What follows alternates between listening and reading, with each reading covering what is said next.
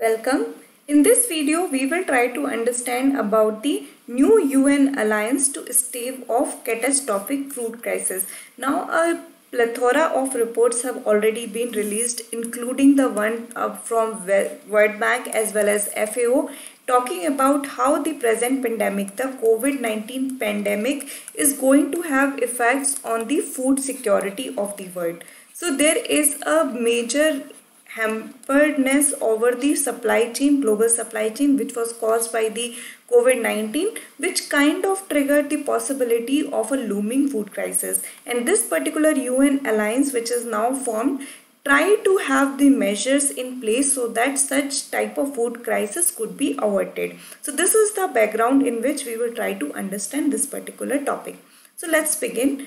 First of all, we need to know what this is all about. So FAO of the United Nations has launched a food coalition. So basically it is going to be a coalition, which means a lot of countries will work together to pour in their resources in order to avert the problem of food crisis. And this is going to be worked by the FAO, which is the United Nations agency. I have already made a video regarding the functionalities of FAO. You can go ahead and check that out. So this particular alliance was proposed by the Italy and it is led by FAO. The alliance aims to increase the resilience of agricultural food system and ensure global food access. So which are the two things it is going to target? So it is going to target that the global food access is maintained. So globally the food is accessible to the people. So that is one of the major target it is going to have. Next is to build resilience.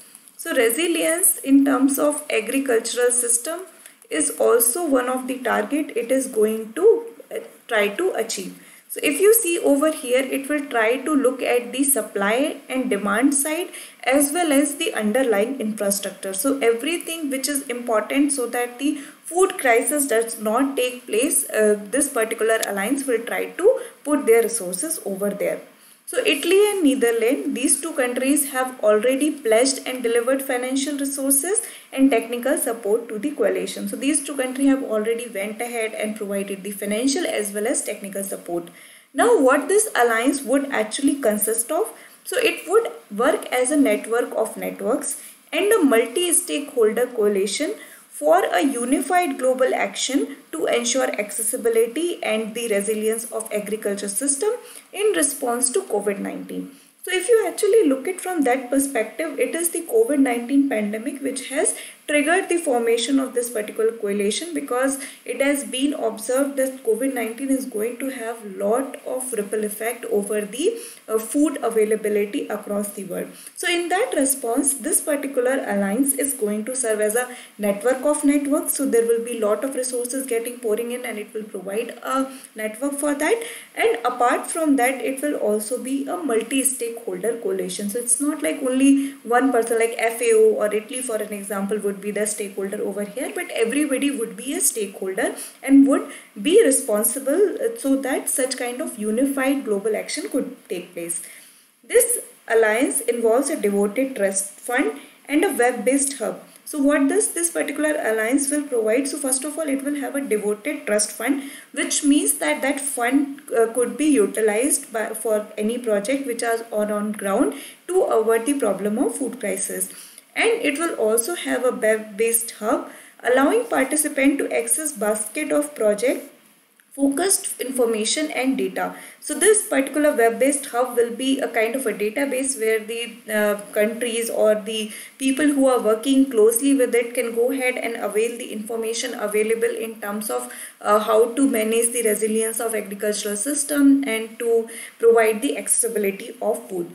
So this particular, all these information is one of the component, as well as the funding and types of assistance needed for many on-ground projects. So not only the knowledge but funding as well as technical assistance if it is needed for the, like you can say working or action plan of any of the project on ground, that would be also provided through this particular alliance. So these are the major details for the new alliance which is formed, which is kind of a food coalition to be led by FAO. Let's see the key objectives of the alliance. Like this alliance is formed, what is its major objective is mobilizing resources, expertise and innovation. So as mentioned earlier, the countries are going to pour in their resources for this particular alliance so that the overall global food accessibility is maintained. It will advocate and joint and coordinated COVID-19 response, which is very important because we have realized by the nature of COVID-19 that it is not a problem of singular country, but it is a global pandemic. So it requires coordination from every country involved. Promoting dialogue and exchange of knowledge and expertise among countries, so that is also very important. So for an example, some country came up with an idea of how to develop a resilient system, it could share it with the other countries as well. Working towards solution oriented plans and programs, instead of just going into the negotiation loop over and over again, focus should be towards getting into solution phase. Then finally, expanding international cooperation and partnership for a longer term impact. Like this is the right now we are only focusing regarding the COVID-19, but in the longer term also food is something which could be hampered because again we have a problem of climate change for an example. So in that regard, this alliance could work for a long term goal as well. So these are the few key objectives of this alliance. Now let's just quickly try to understand why this alliance was needed. I have already talked about this. COVID-19 has actually triggered the formation of this alliance. But again, what are the substantial, you can say, sign which has kind of made FAO and Italy, for an example, to come up with this? The global food prices continued to rise in October for the fifth successive month, according to FAO Food Price Index released in November. So FAO released a food price index, and that food price index had been on rise for the 5 months now, which means that the price of food across the globe is increasing.